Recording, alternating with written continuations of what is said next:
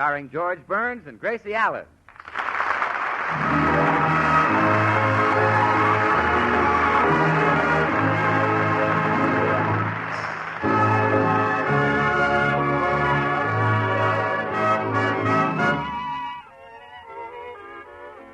With yours truly, Bill Goodwin, and the music of Meredith Wilson and his orchestra.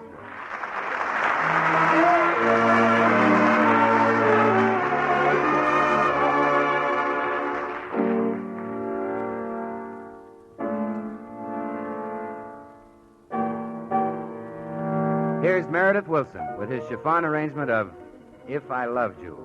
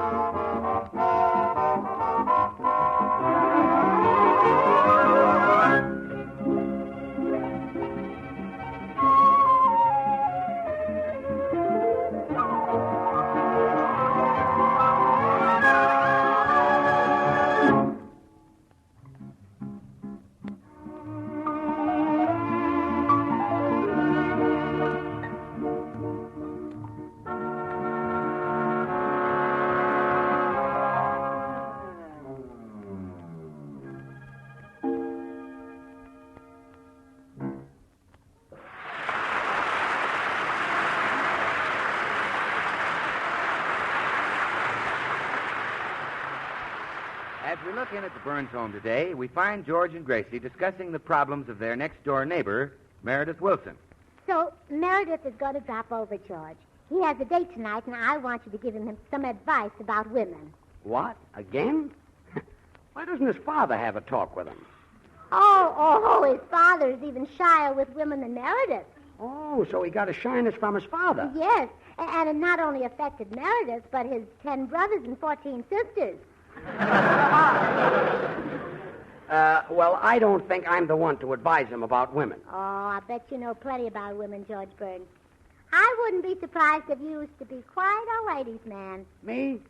Oh, a little, maybe. You handsome rascal.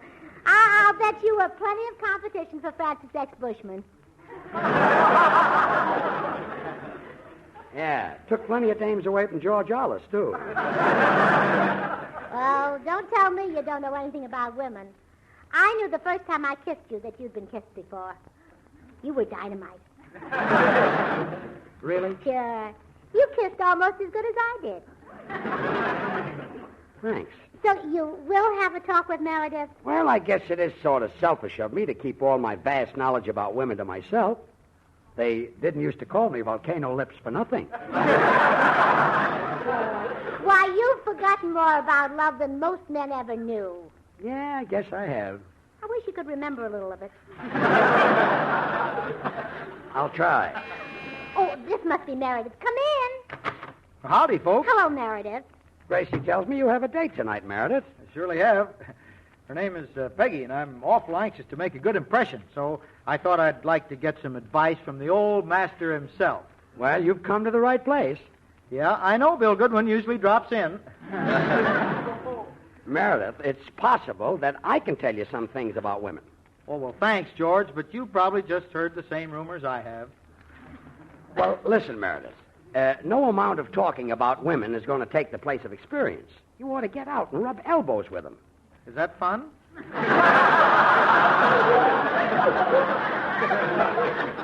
it's Keen.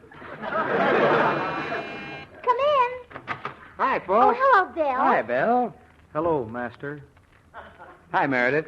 Say, Bill, I've got a date with a girl tonight, and I wish you'd please give me some Now, advice. some other time, please, Meredith. I've got a big problem of my own right now. But, Bill, Meredith, I'm sorry. I've got something on my mind right now beside women. See him later, Meredith, when he's thinking normally again.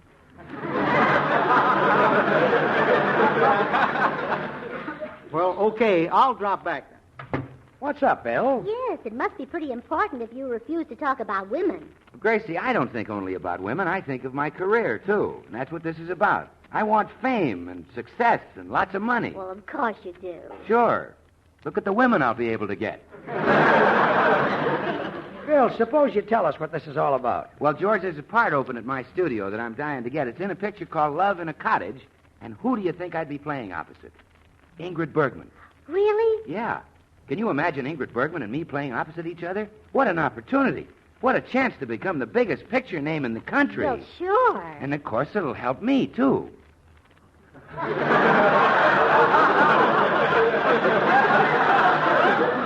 He's murder, isn't he? Well, Bill, what's the matter? Can't you get the part? Well, I don't know, Gracie. You see, the producer, Mr. Sherwood, is one of these guys who believes in realism.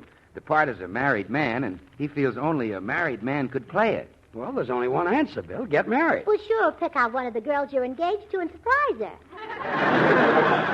No, I thought of a better way, Gracie. I told the producer that I was married, that I already have a wife. What? Well, yeah, I've even invited him to dinner tonight, so now I gotta produce a wife. You don't know where I could borrow one, do you? Well, no, I'm afraid I... come in. Good afternoon, Mrs. Burns.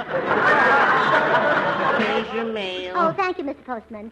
Did I interrupt a family conference? No. We're trying to help Mr. Goodwin. He wants to borrow somebody's wife. Oh, but Mr. Goodwin's is sort of a wolf. If he borrowed a wife, he might keep her. No, I wouldn't. Darn it, I was going to lend you mine. No, thanks, Mr. Postman. Not even if I threw in a week's salary. No. My government pension? Nope. No matter what shape she's returned in, I won't ask for a refund. No, we better forget it. Now, I don't understand you, Mr. Postman. If you're that anxious to get rid of your wife, why did you ever marry her? Oh, I was young, and it was spring. The hollyhocks were blooming, and the chickadees were singing. Oh, I see. Since then, I've been arrested 12 times for pulling up hollyhocks and throwing them at chickadees. Well, Mr. Postman, I'd like to oblige, but you know how it is. Yes, I know. I'm stuck with my mail bag and that female, too. Well, goodbye. Remember, keep smiling.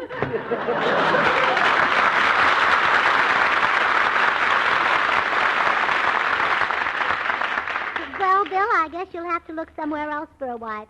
Well, I was sort of hoping that you'd play the part, Gracie. Me? Well, yes, we could invite the producer here for dinner. I don't think much of the idea. Oh, neither do I, Bill. Oh, you better forget it. Okay, Gracie, I just picked you because I wanted the producer to think my wife was as charming as Ingrid Bergman. Well, I'll be running along. As charming as Ingrid Bergman? Oh, yes. And just as beautiful. Well, I'll be running along. I'm as beautiful as she? Oh, sure. And even more talented. Well, I'll be running along. More talented than Ingrid Bergman, me? Well, easily. Well, I'll be Oh, sit down, Bill. What's your hurry? Then you'll do it? Well, yes. You can call the producer and invite him here for dinner. I already did. Well, I'll run home and get dressed. See you later, wifey dear.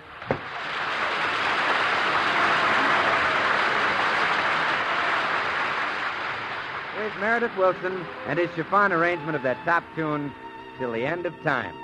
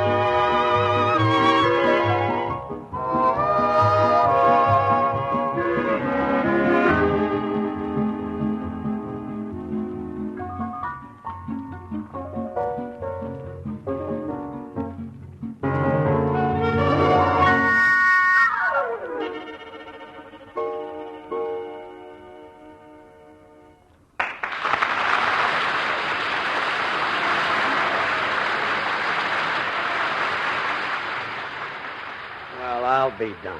You let Bill flatter you into it. Imagine going for that line of hooey. Well, Anyone who falls for flattery is a dope. Besides, what'll I do while Bill is your husband? Hide in the attic? Well, no. You can be our butler. Butler?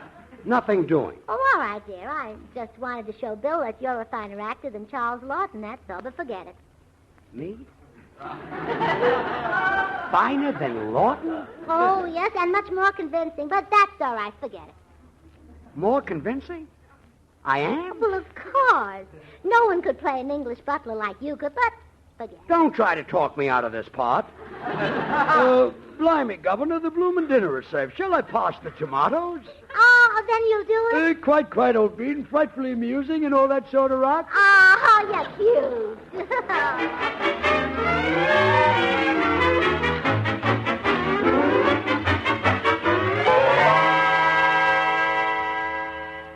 Now, Bill, if you hope to convince this movie producer that you're married, you better have some lessons in how to act like a husband. Oh, Gracie, I don't need any lessons. Well, I better try you out.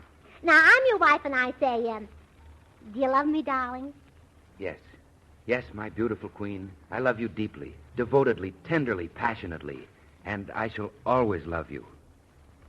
You're the singlest man I ever saw. Now, I'll show you how a husband answers that question. George is in the den reading the paper. George? Huh? Do you love me, darling? Uh-huh. Close the door. Well,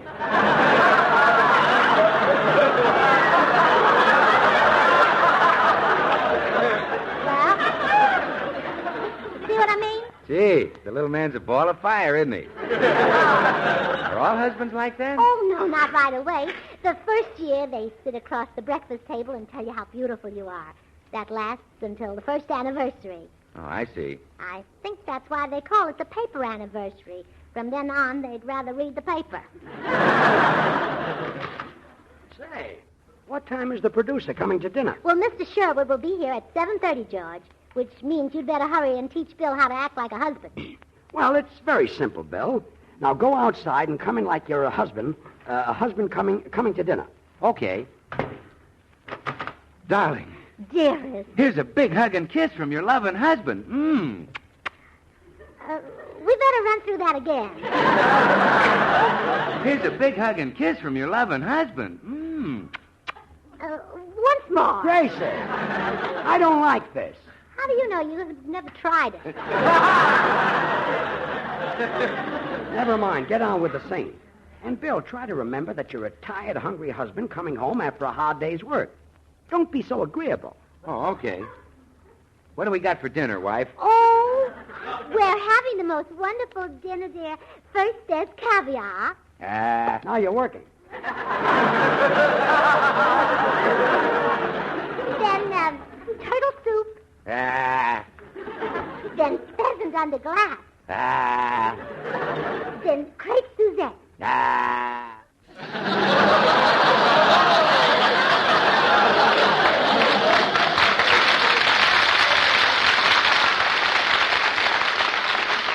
Okay, that's enough rehearsal. Come in. I've been waiting in the little old car for an hour now, Dimples, honey. Dimples, honey. Well, that's me.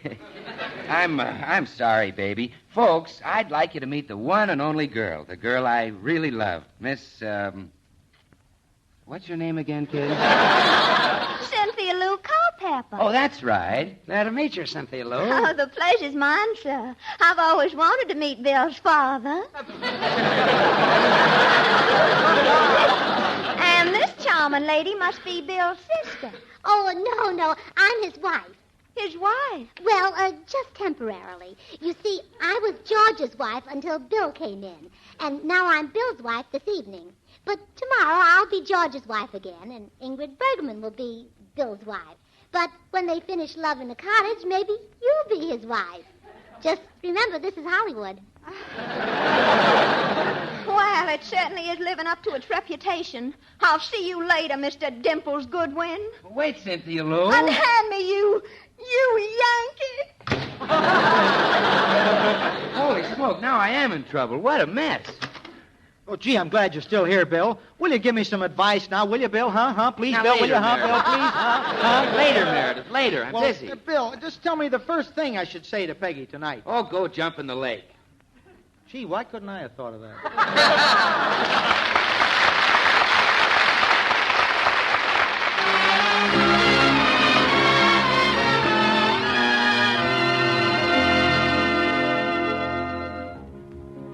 Now here's Meredith Wilson's chiffon arrangement of Say It With Music.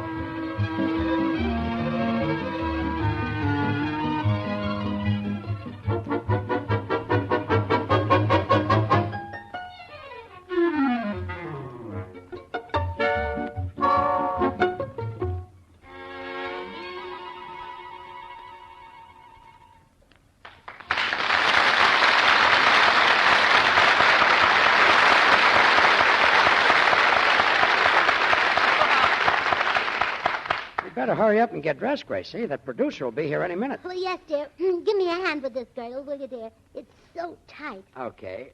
Oh, one more pull. There.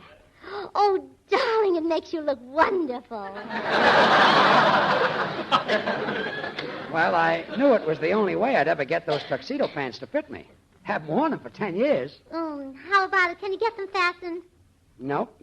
They don't quite reach. Well, here, I'll help you. Pull in your tummy. Okay. No, pull in your chest. Okay. No, pull in your tummy. Okay. No. Why don't you make up your mind? Well, I can't tell which is which. I should never have agreed to do this. I'm worried about the part of the butler. Yeah, me too. The part that won't fit into these pants. Now, take a deep breath, dear. Let's try it again. There, I got it. But for heaven's sakes, George, whatever you do, don't bend over. Don't worry. Oh, dear, that may be Mr. Sherwood already. Slip on your coat. But what'll we do? Bill isn't back yet. Oh, that's perfectly all right. How do you do? I'm Lawrence Sherwood, the movie producer. Oh, how do you do? Come right in, Mr. Sherwood. I'm Mrs. Goodwin. Burns, take Mr. Sherwood's hat. Yes, madam. Oh, how clumsy of me. I dropped it. I'll pick it up. Uh-oh. Oh, you ripped your pants, sweetheart. Did you call the butler sweetheart? Oh, I meant Burns. Excuse me, Mr. Sherwood. I'll have to take him in and put some different pants on him. I wonder if Bill knows about this.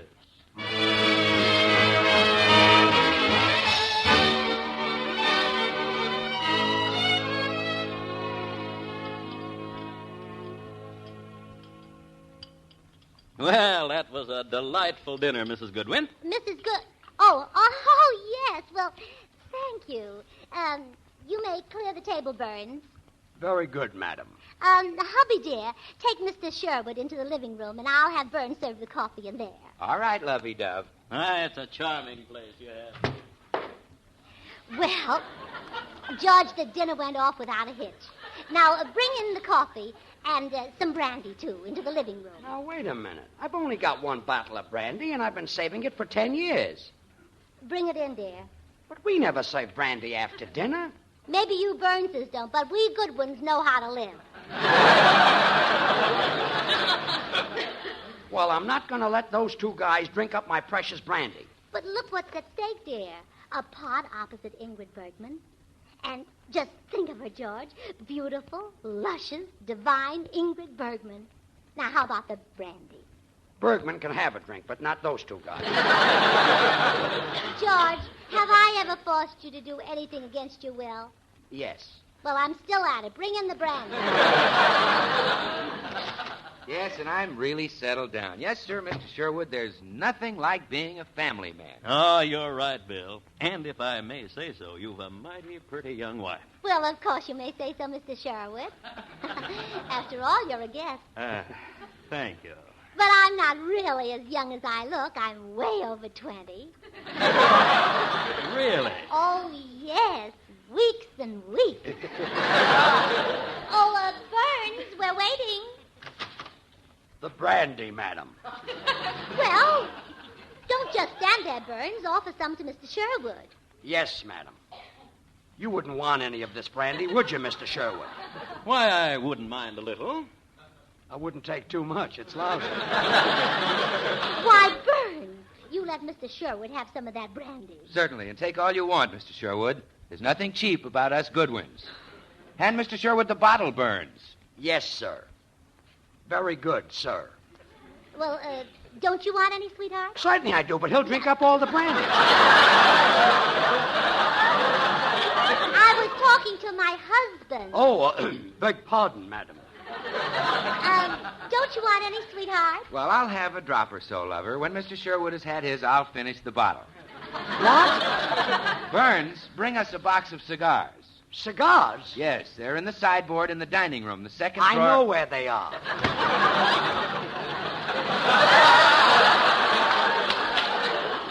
Rather odd sort of fellow, that butler. Well, yes, isn't he, though? I notice you and he keep referring to each other as sweetheart. Yeah, oh, that. Oh, well, you know what you have to do to keep health these days. Now, Mr. Sherwood, about that picture, Love in a Cottage. Oh, yes, I think... I'm glad you brought that up. You know, Bill, when you told me that you were married and settled down, I didn't believe it. You see, I had heard that you were a wolf. A wolf? Lover, what's a wolf? Oh, he's so innocent. A wolf, Billy boy, is a man who stands on street corners and whistles at girls. What for?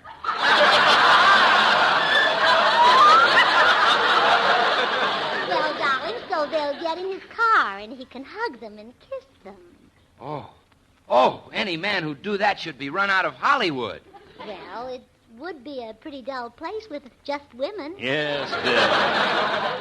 Yes, you wouldn't want to be the only man left among thousands of women. Oh, no, of course I wouldn't. I have never looked at any woman except my dear, sweet wife. Come in. Bill, you just got to give me that advice. It's getting late. Oh, not now, Meredith. We have a guest. Oh. Well, I'm sorry to interrupt, sir, but I need Bill's help. You see, he's got so many girls. Girls? Bill? Didn't Bill tell you about our girls? Oh, no, darn it, it slipped my mind. Well, how many have you got? 2. 4. How many? 4. 2. Well, just don't let him kid you. Now, Bill's got a whole lot more than that. Really? And how old are they? Well, most of them are around 18. 18? Mrs. Goodwin, you just said that you were barely over 20. How could you have daughters 18? Well, once we got married, we decided not to wait. Yeah.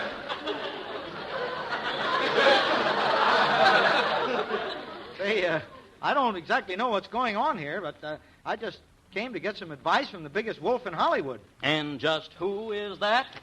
Cigars? There he stands. Burns the homewrecker. Huh? Mr. Wilson wants some advice from you, Burns. But take him out of here, you lady killer.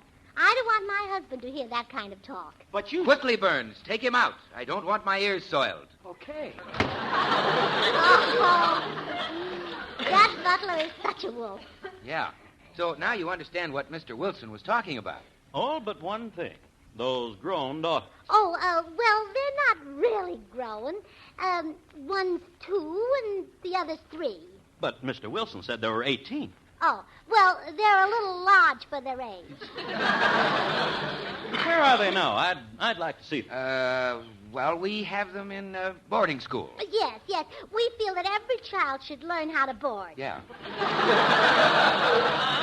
Well, 2 children. You really are settled down, aren't you, Bill?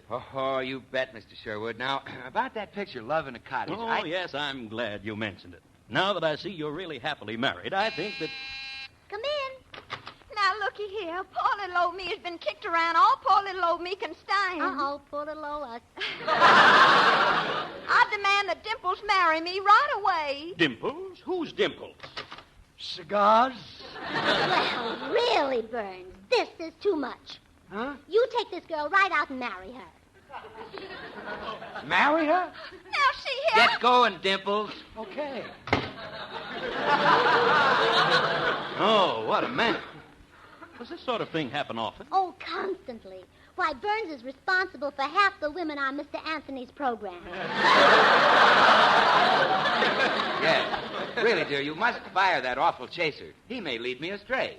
Now, about the lead in your picture, Mr. Sherwood. No, it's all settled, Bill. I've found the perfect leading man. Oh, good. And, who is he, Mr. Sherwood? Cigars? There he stands, Burns the butler. Huh?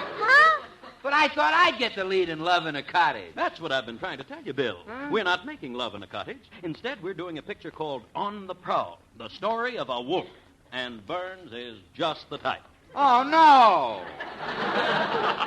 I'm going to be in pictures? You'll be the new Van Johnson, the heartthrob of every American woman. You mean he'll be making a movie star salary from now on? Until he's too old to walk before a camera. Oh, George, what a wonderful year we have ahead of us. Would you like my autograph? This is the Armed Forces Radio Service.